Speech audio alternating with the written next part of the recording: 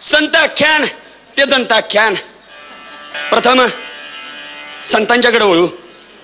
संतांनी म्हटलेलं आहे, उस डोंगा परी रस नाही डोंगा, काय भुलाला सिवरली या रंगा.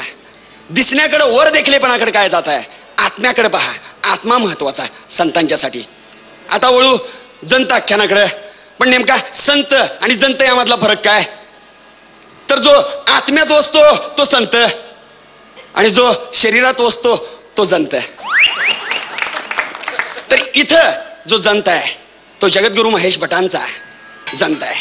इम्रान तो हाक मारतोय, आरोळी ठोकतोय, कुणाला बोलावतोय? साक्षात देवीला. देवी साधी सुधी नाही आहे, गाव भवानी. संत आख्यानात इंद्राचा ऐरावत होता, इथं मल्लिका शेरावत आहे, नाही का? साक्षात बोलवतोय मल्लिकाला. सुरुवातीलाच अगदी आर्त हाक. काय हाक आहे पहा. कुठल्या कोंबडीला बोलवत नाही आहे, कुठल्या बकरीला बोलवत नाही आहे, साक्षात बोलवतोय ते त्या मल्लिकाला.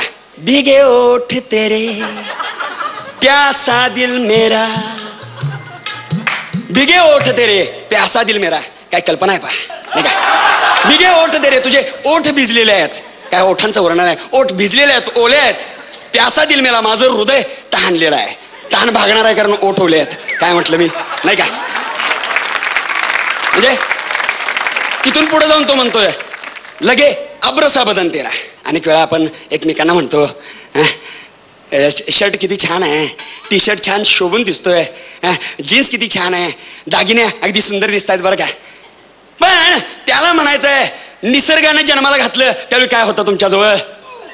दागिने होते, कपडे होते, अंडरवेअर होती, बनियन होतं. निसर्गाने दिली ती निसर्गावस्था, नाही का? हीच निसर्गावस्था हवे त्याला. म्हणून लगे आब्रसा बदन तेरा. पुढे फार छान म्हणतोय तो. कभी मेरे साथ कोई रात गुजार. काय मनाचा मोकळेपणा आहे पहा. ना लज्जा, ना अब्रू, ना शरम. आणि सगळ्या भक्तांच्या साक्षीनं तो कभी मेरे साथ कोई रात गुजार असं म्हणतोय. म्हणजे कुठलंही भय नाही, लज्जा नाही. आणि म्हणजे पहा अगदी चहाला बोलवल्यासारखं निमंत्रण, नाही का? अगदी सहजपणे निमंत्रण देतोय. संतांनी सुद्धा महत्व दिलं एकरूपतेला. पण त्यांची एकरूपता म्हणजे देव पाहावयास गेलो देवची होऊन आलो, आणि इथं आकार पाहावयास गेलो विकाराची घेऊन आलो, नाही का?